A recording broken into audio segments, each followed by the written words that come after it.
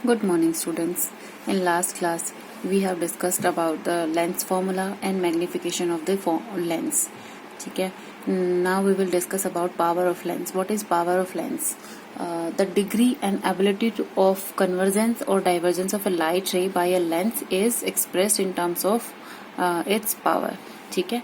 Power क्या होती है, मतलब जब डिग्री एबिलिटी, मतलब किसी भी लेंस का हम यूज क्यों करते हैं कि कोई भी इंसिडेंट लाइट आ रही है वो कन्वर्ज करे या डाइवर्स करे. डाइवर्स भी करेगी तो वो कहीं ना कहीं अपीयर हो रहेगी, हमें मीट करती हुई नजर आएगी, मतलब कहीं ना कहीं एक पॉइंट पर मिलती हुई नजर आएगी. ठीक है. तो वो पावर कितनी कन्वर्जिंग पावर है, कितनी डाइवर्जिंग पावर है, ये एबिलिटी पावर ऑफ लेंस को शो करती है. ठीक है. तो पावर ऑफ लेंस कैसे डिफाइन की जाती है? Power of lens is defined as the reciprocal of its focal length. ठीक है. Focal length, power of lens किससे डिसाइड की जाती है? हमारी फोकल लेंथ के रेसिप्रोकल से. ठीक है. तो पावर ऑफ लेंस का फॉर्मूला क्या होता है? P equals to 1/f. ठीक है. अब हमारा नेक्स्ट क्या है, इसी टॉपिक में क्या है कि पावर ऑफ लेंस की यूनिट क्या होती है? पावर के लिए यूनिट होती है कि डायोप्टर. ये पावर से स्पेशली ये नहीं है कि ये हमारे कॉन्वेक्स लेंस के लिए है या फिर कॉन्वेक्स मिरर के लिए है. ये पावर सबके लिए डिक्टेट हो गया. अगर मिरर का भी बताना चाहेंगे तो मिरर का भी बता सकते हैं. ठीक है.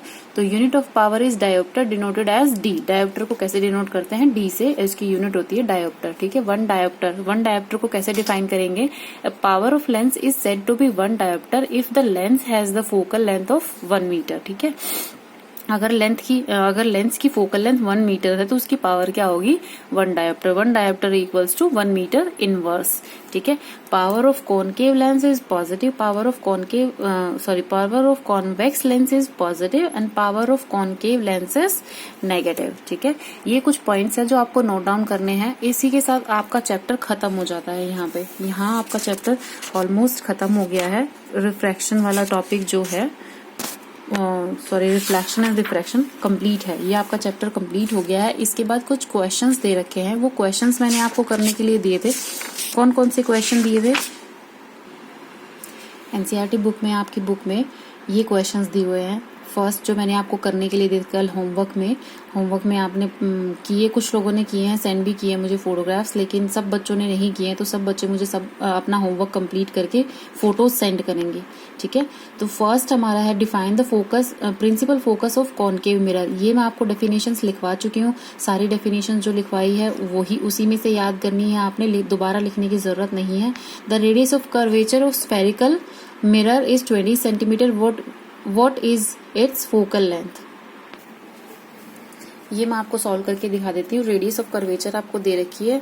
Concave spherical mirror is 20 centimetre. तो आपको फोकल लेंथ बतानी. मैंने आपको बताया था रिलेशन क्या होता है, R इक्वल्स टू 2F होता है, या फिर आप लगा लो F इक्वल्स टू R/2 होता है. ठीक है. तो हमारे पास फोकल लेंथ क्या आएगा इसमें से?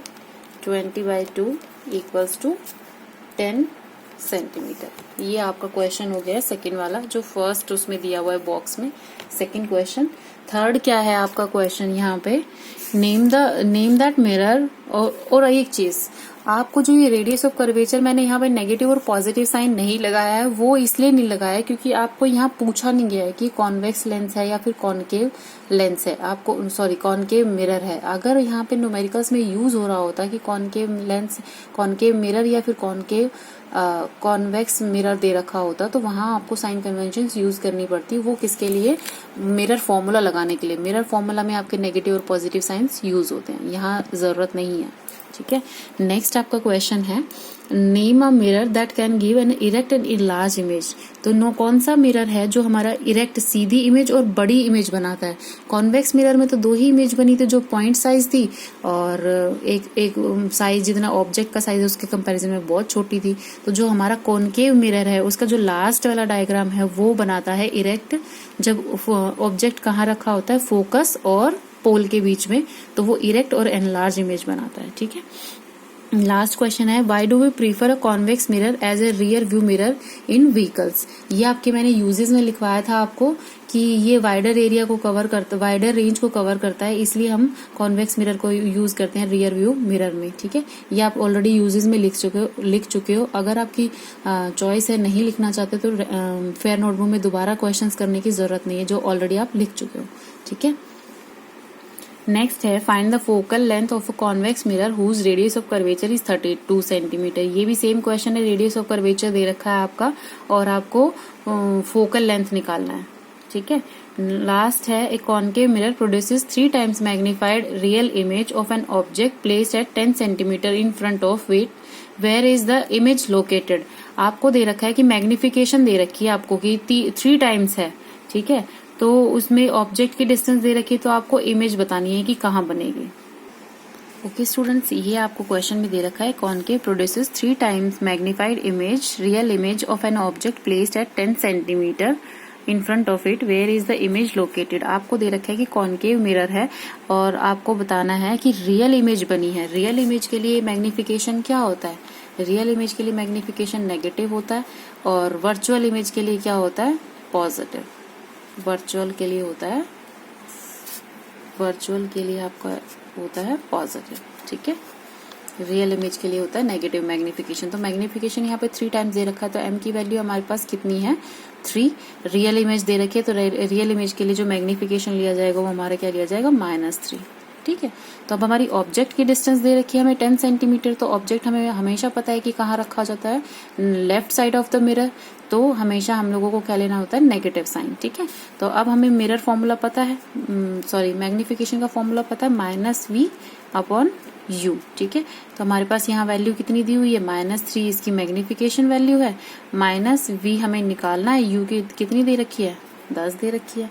ठीक है, तो जो हमारा रिजल्टेंट आएगा v की वैल्यू क्या आएगी हमारे पास? -10 -3 -v।